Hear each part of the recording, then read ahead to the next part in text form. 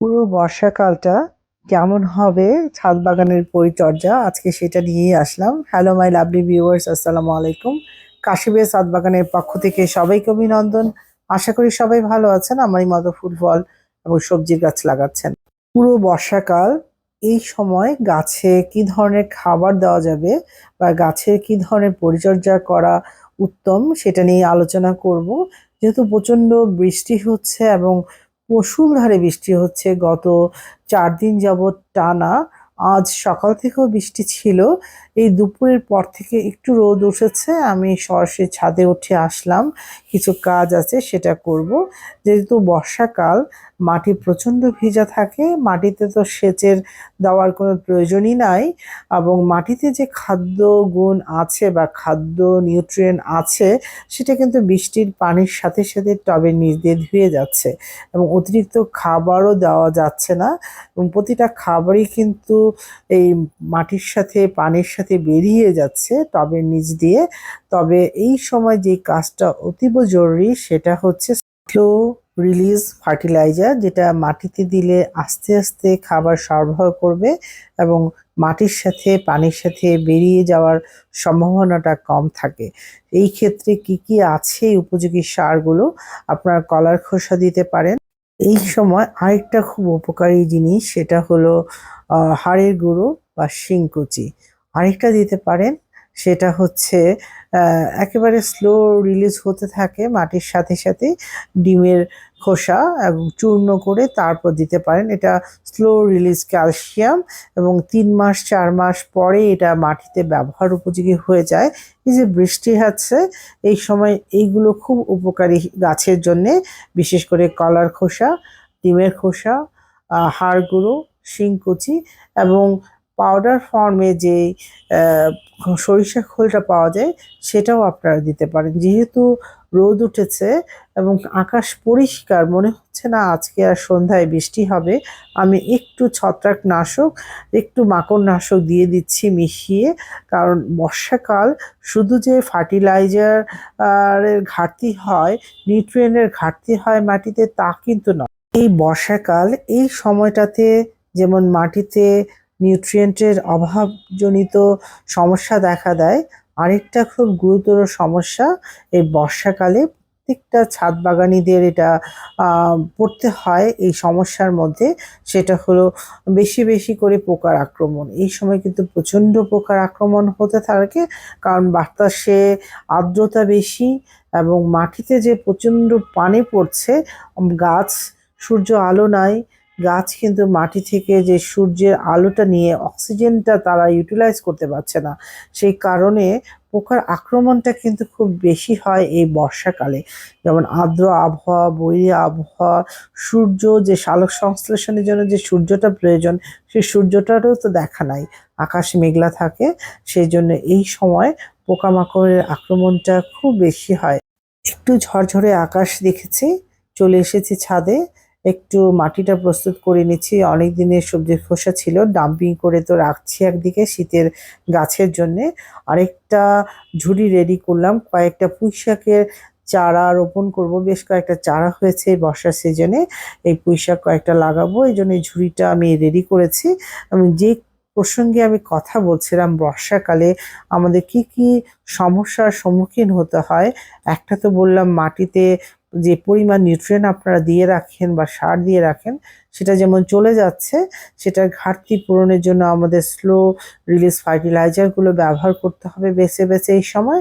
আরেকটা হচ্ছে পোকার আক্রমণ থেকে গাছগুলোকে রক্ষা করতে হবে। এই যে বৃষ্টি নাই, এখন আকাশ ঝলমলে, আমি কিন্তু ছত্রাকনাশক এবং মাকড়নাশক স্প্রে করে দিব।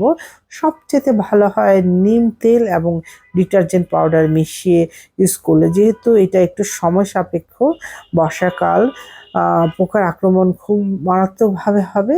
সেই জন্য আমি একটু ছত্রাকনাশক আর একটু মাকড়নাশক দুটো মিক্স করে সমস্ত গাছে আজকে স্প্রে করে দেব এই মুহূর্তে। এখন যেটা করছি, রিপোর্টিং করে দিচ্ছি। আমার কিছু পুঁইয়ের চারা আছে। আসলে শীত বলেন, গ্রীষ্ম বলেন, বর্ষা বলেন, প্রতিটা সিজনেই এই বাগানীদের চ্যালেঞ্জের মুখে পড়তে হয়। বিশেষ করে বর্ষাকালটা খুবই মানে খুবই আমাদের সংকটাপন্ন একটা মুহূর্ত।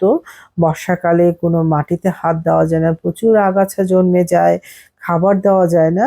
এই সময় আমাদেরকে একটু টেকনিক খাটিয়ে গাছগুলোকে কি করে ভালো রাখতে হয় সেই পদ্ধতিটা জেনে বুঝে তারপর আমাদের কাজে হাত দিতে হবে প্রত্যেকটা বাগানীদের। আমি যেটা আলোচনা করছিলাম এই মুহূর্তে যে নিউট্রিয়েন্টের ঘাটতি হয়, এবং এই নিউট্রিয়েন্টের ঘাটতির কারণে কিন্তু পাতা যে হলদেটে হয়ে যায়। আমার কয়েকটা পুঁইশাকের গাছ হলদেটে হয়েছে, আমি আপনাদেরকে এই নিয়ে বিস্তারিত আলোচনা কোনো একটি পর্বে অবশ্যই করব। পুঁইয়ের পাতা যে হলদে হয়ে যাচ্ছে বা নুয়ে পড়ছে, এই যে ছোট ছোট স্পট দেখা যাচ্ছে, সব নিয়ে বিস্তরভাবে আলোচনা করব কোনো একটি পর্বে।